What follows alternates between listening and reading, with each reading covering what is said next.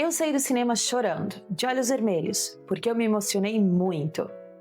Se tu ainda não assistiu Supergirl, pausa o vídeo, vai assistir o filme e depois tu retorna pra gente conversar. Porque eu já aviso que vai ter muito spoiler. Oi, eu sou a Cassie e esse é o Estante Pop. Para quem já assistiu o filme e já leu a HQ, a gente vai relembrar o que aconteceu. E se tu não assistiu, mas continua aqui, eu avisei, vamos falar sobre tudo o que acontece. No início, a gente já encontra a Kara Zor-El longe dessa imagem de heroína ensolarada e inspiradora que a gente tá acostumado a ver.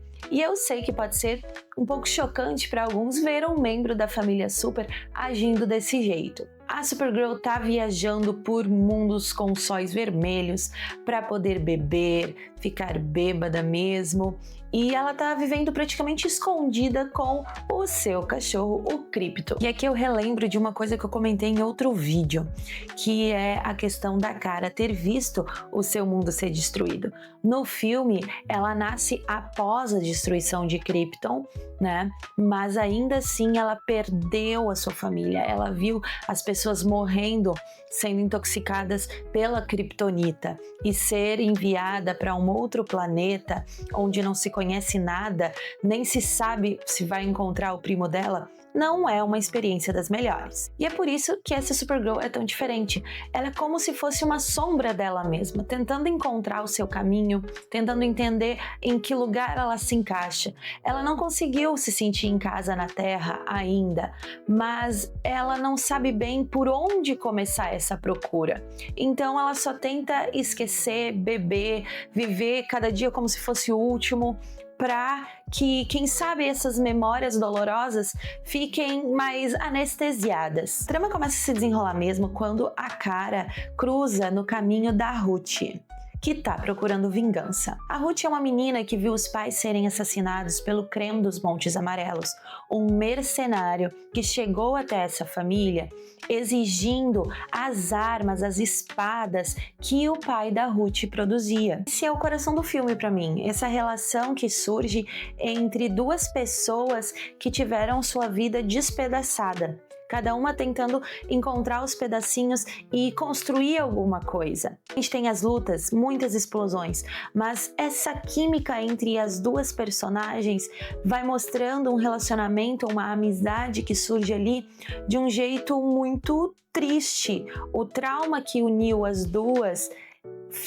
motiva elas a lutarem também pelas outras pessoas que elas encontram. Nessa jornada elas descobrem que estão envolvidas em algo muito maior do que a vingança pessoal da Ruth. Os Montes Amarelos é o líder de um grupo que sequestra meninas em vários planetas para serem as suas noivas e assim dar continuidade à sua espécie de apenas homens. Faz a Kara ir atrás do Creme não é essa aproximação com a Ruth, que no início é bem frágil, mas sim ele ter envenenado o Krypto. E esse momento é muito emocional também, a gente chora porque dói muito ver um bichinho ali sofrendo na tela, e ele só tem mais 3 luas. Se a Supergirl não encontrar o antídoto nesse período, ele vai morrer. Pensando no quadrinho e no filme, nós temos alguns pontos diferentes. Eu sei que foi bem polêmico no quadrinho, foi polêmico também no filme, tem pessoas comentando sobre isso, e eu acho muito interessante as escolhas criativas de cada grupo de artistas, né, em mídias diferentes. Eu gosto muito da HQ porque eu tenho só aquela sombra lá no final e não consigo dizer definitivamente, ele realmente morreu? Ficou... Entende? Eu sinto, pelo menos na minha interpretação, que aquilo ficou um pouco aberto. Teve gente que disse, não, definitivamente a Ruth matou o Creme depois de tantos anos. Mas, por outro lado, eu senti que aquela escuridão ali, deixada os personagens sendo só silhueta, talvez ele não tenha morrido. Não sei, mas de qualquer forma é interessante ver personagens que são descritos também como... vingativos, comuns, Enfim, eu acho que não tiram o mérito da história de forma alguma. São personagens diferentes se comportando de formas diferentes. No filme, eu achei que fez todo sentido. Depois de toda aquela construção de não, tu não deve matar a Ruth porque isso vai te destruir por dentro, a vingança não é o melhor caminho. E eu achei que fez todo sentido a Supergirl tomar essa decisão nas próprias mãos e ela conseguir a vingança pela Ruth. Eu vi aquilo ali como um ato meio que de irmã mais velha, sabe? Olha, eu sei que tu quer a vingança, esse cara só vai fazer maldade no mundo mesmo, então eu vou tirar esse fardo de ti, vai, se afasta, olha para outro lado e eu vou fazer isso, porque eu senti ali a Supergirl, a cara, ela sentiu que a vida dela já estava traumatizada, ela já tinha vivido muito mais que a Ruth, então, digamos, ela se sentiu um pouco mais longe da salvação, sabe? Então ela realiza esse ato de vingança. E eu achei que fez muito sentido. Trouxe uma carga, sim, pro filme. Então ela tira esse peso da vingança da Ruth e pega pra si mesma.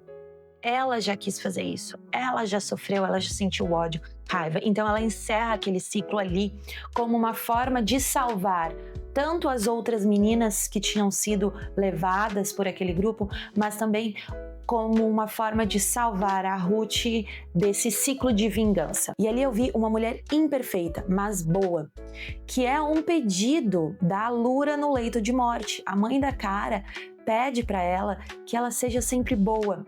Mesmo que ela não seja sempre a mais gentil, a mais, queridinha ali, mas que ela seja boa. E é essa a essência da personagem no filme todo. Ela comete seus erros, ela não é uma figura exemplar, mas ela é boa, ela sabe pelo que lutar, ela sabe que precisa defender os mais fracos, proteger as pessoas que estão precisando dela. E ela não consegue resistir a esse cuidado, a esse sentido de heroísmo, sabe? E quando a gente que é menina vê uma heroína assim, a gente consegue se identificar, a gente consegue pensar, poxa, eu também posso ser forte e lutar pelo que é bom, mesmo com as minhas falhas. E eu digo a gente que é menina, porque quando eu saio do cinema com esse sentimento de ter visto uma super-heroína tão legal sendo representada no cinema, é como se eu voltasse a ser criança por alguns momentos, quando eu olhava para alguém ou olhava para os personagens que eu gostava e pensava assim, nossa, eu quero ser assim quando eu crescer. E a gente tá acostumado a ver, principalmente com personagens femininas, que quando são falhas, têm seus erros, não são aquele exemplo de pessoa 100% do tempo, elas acabam tendo que ser punidas de alguma forma, ou então tendo uma redenção que limpa elas de toda essa carga de imperfeição. E isso afasta muito o personagem da gente, porque nós não somos assim. Mas quando a gente olha pra Kara, que bebe, que se atrapalha, que faz coisas que não são das melhores escolhas, a gente consegue sentir um pouquinho como é ser assim.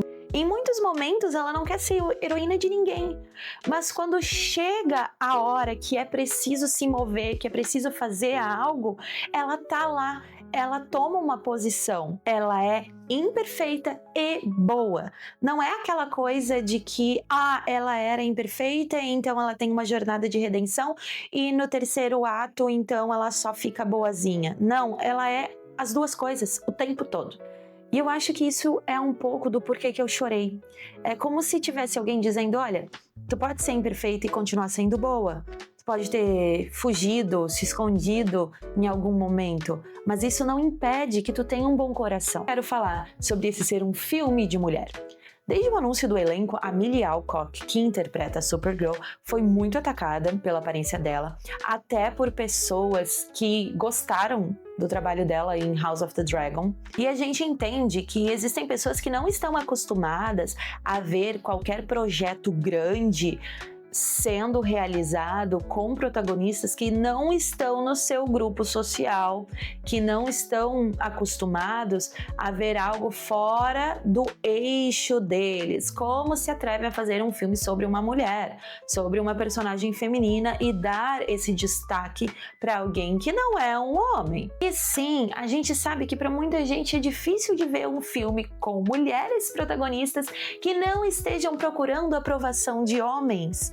Elas estão ali simplesmente vivendo a vida delas, cometendo os seus erros, os seus acertos, mas elas não estão pedindo desculpa ou sendo apresentadas de um jeito que seja bonitinho e agradável para os olhos masculinos. Antes, esse incômodo era porque mulher não entende nada de quadrinho, e agora eles chamam isso de agenda. Então o alvo mudou de roupa, mas o incômodo é o mesmo. Tem mulher demais no centro da história. E esse é mais um dos motivos pelos quais eu acho esse filme tão importante, com todos os defeitos que possa ter.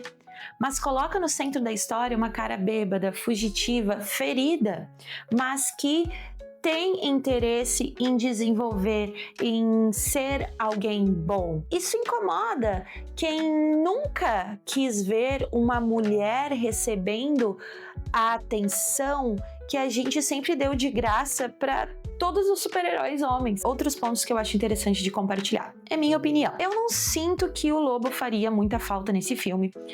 Foi legal a participação dele, ok, mas achei que, sei lá, não precisava, ele não tá na HQ. Mas não acho que o filme tenha ficado ruim por causa disso, é só que não senti necessidade. O Creme, eu não gostei muito, assim, da caracterização dele. Vou ser bem honesta que eu acho que na HQ tem um peso maior justamente por ele ter essa aparência tão mais humana. E no filme ele ficou um pouco mais alienígena, assim, né? Mais cara de malvado. Mas claro, eu também entendo, né? Questão de adaptação, escolha artística, ok. No quadrinho, a Ruth é a narradora da história.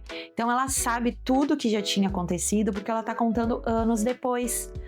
No filme isso não acontece, mas de qualquer forma, como eu falei antes, não acho que tirou a qualidade do filme, é só uma escolha criativa diferente. No quadrinho, elas passam por diversos planetas, cada qual com um problema diferente. E no filme eles focaram na situação das meninas que são sequestradas. É um tema bem crítico, bem importante de ser falado, até porque nós conhecemos vários casos semelhantes, está em alta o assunto por causa dos arquivos Epstein, entre outros casos que estão vindo à tona. Então foi uma escolha bem interessante, que chama a atenção, continua falando desta temática, que é um problema gigantesco no mundo todo. A forma como o filme foi contado funcionou muito bem para mim. E claro, o Krypto roubou as cenas em que ele apareceu, foi muito sentimental, eu chorei horrores, eu me emocionei muito nas vezes em que a Supergirl assumia esse posto de super, sabe, de heroína, quando ela veste o traje e aceita ser super ali naquele olhar dentro dela mesma, sabe? Eu achei muito linda aquelas explosões e ela aparecendo, assim, eu me tremia toda. Então, assim, foi muito lindo mesmo. Eu gostei bastante. Eu sei que eu não sou crítica de cinema, mas eu gosto de compartilhar aqui porque eu quero ter alguém para quem falar, além do Nicolas, claro, sobre o filme. Eu não esperava sair do cinema do jeito que eu saí. Ali tinha personagens muito mais reais. A gente se identifica mais com essa história, vendo heróis que têm seus problemas. Mas eu quero saber também se vocês assistiram, o que acharam do filme, quais os momentos mais emocionantes para vocês. Se não gostaram, por que não gostaram? Vamos conversar aí. E se tu não assistiu, mas quis ficar até agora vendo esse vídeo, sabendo dos spoilers e tudo mais, eu espero que eu tenha te dado um bom motivo para ir ao cinema. Eu acho que vale sim pagar o ingresso.